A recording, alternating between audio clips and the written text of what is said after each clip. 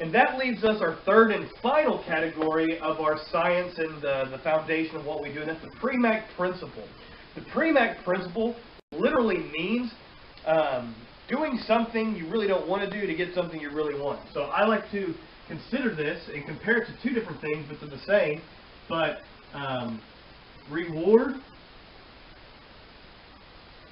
versus work.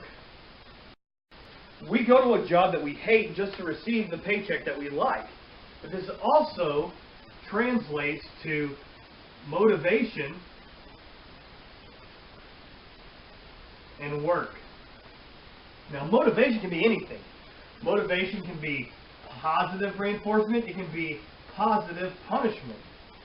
I can be highly motivated not to do something if I'm going to get reprimanded really strictly for it. The same way I can be motivated to do something if the reward is really tall. So this is where I kind of create my own premise of Premack Principle. Premack Principle is the relation between motivation and work. I like to consider all dogs are working dogs. And with that mentality, you can create a better trained dog as well as a better relationship with your dog. Too many people are humanizing canines, and that's where the downfall of dog training and the dog world is going, because whenever you humanize something that's not a human, you're disrespecting their genetics, you're disrespecting their history, and you're not respecting them as their own individual creature. And by appreciating that they are an animal, by appreciating their canine genetics and working our way into their way, we get a better relationship with our dog. And we do this by believing every dog is a working dog.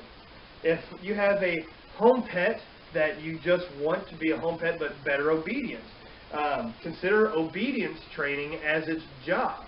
And of course, if you have a working dog as a hunting dog, hunting is its job, so on and so forth. So with that mentality, let's look at it with human terms. Since we're wanting to humanize dogs, let's bring canines into more humanistic things. So whenever you get hired at a job, first, they're going to hire you based on your characteristics as an employee that relates to the job that is expected. Let's say I want somebody to be a bricklayer. I don't want somebody that is frail, weak, small, sickly of the sun, things like that, because they're going to be working outside. They're going to be lifting a lot of heaviness. So I want somebody that fits that role. If I want somebody to design my website, I'm not going to pick somebody that's never worked with a computer before. So whenever we hire a dog for the job, we look for certain things. One of the dog trainers I first apprenticed with, whenever I was really young, they would say it all the time. Fat people have fat dogs, lazy people have lazy dogs. He was a working dog trainer. And it kind of makes sense when you hear it all the time that dogs mimic their owners and owners mimic their dogs. Well, a lazy person who enjoys sitting on the couch watching TV all the time and not going out and doing a lot of activity will not want a pet dog that requires a lot of exercise, that is really energetic. You'll see them kind of lean towards the bulldogs and things like that, things that are very self-reliant and just kind of mopey. And then if you're wanting a dog for like protection work, you're not going to pick a Chihuahua. Yeah, they have the aggression, but they don't have the size, and they don't have the temperament a lot of times. So you figure out what your job is, and you hire accordingly. The next thing we do is we establish pay.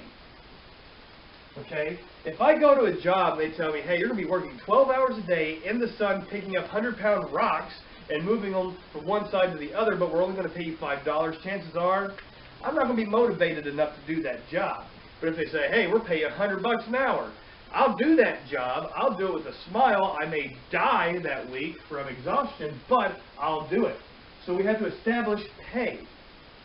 And usually with pay, to take this a step further, we usually have a base pay. We usually have a bonus. And then we usually have what we call kickers. Some jobs, you'll hear this all the time, like, yeah, we'll give you a bonus, but if you sell 20 of these this week, we'll give you one for free. So those are just extra outside of the bonus as well. So in our training, food is a base pay. All dogs will work with food if you do it properly.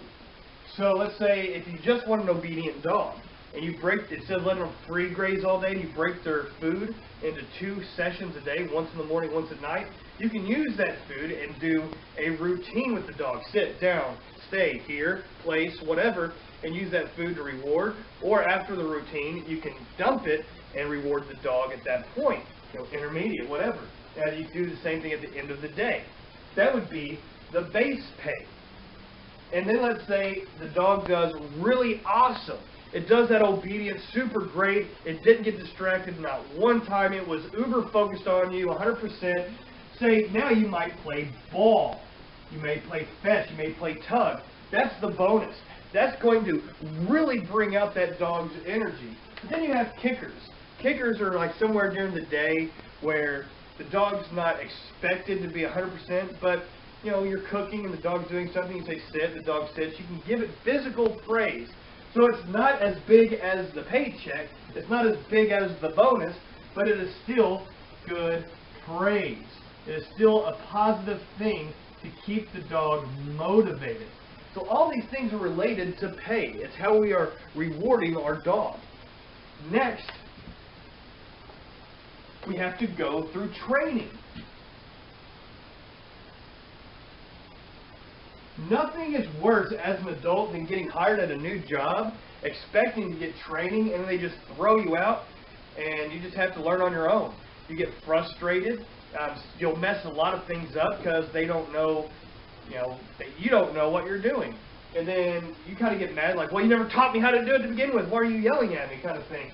So training, we have to make sure we walk them through those 3 training steps that we're going to be talking about so they understand the job. Because as a boss, if you take an employee and you walk them through step by step and you make sure they understand what is expected, then you can leave them alone. You can pretty much trust that they're going to do the right thing. And that will lead to the last thing, which is going to be praise and reprimand. As a boss, it is our job to praise them when they do something right and to reprimand them when they do something wrong. But it's also important to balance this with what happened. If they did something that was very bad and we give them a smack on the wrist, they're probably going to do it again because they say, well, last time it wasn't that bad, I got away with it mostly. But if you give them a good, solid, firm reprimand, they'll say, I'll never do that again. I'm going to be motivated to do the right thing. Same thing with praise. If they do something really big that they feel is really important, and you're just like, yeah, good job, appreciate it, and you walk off, they're going to get demotivated on that praise. But if you meet equally with the balance of praise, they're going to get it. So the Premack Principle says that they're going to do the less desirable behavior to get the more desirable reward.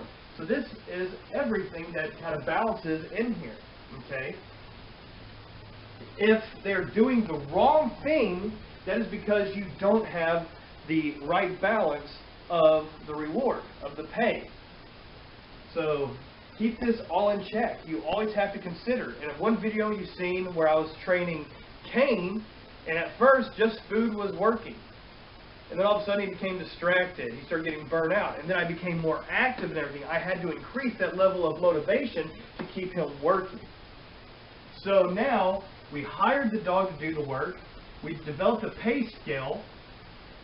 Also, we took them through the training language.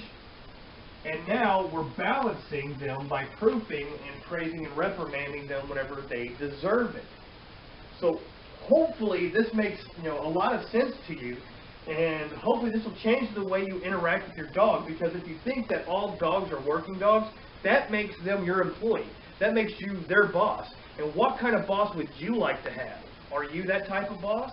Are you the jerk boss? Or are you the cool boss? Or are you the one that earns your respect? That you respect openly and willingly because of the way they treat you? And that all boils down right here with our relationship with the dog through the Premack Principle, the balance of work and motivation, and reward and work, and picturing it in this motion.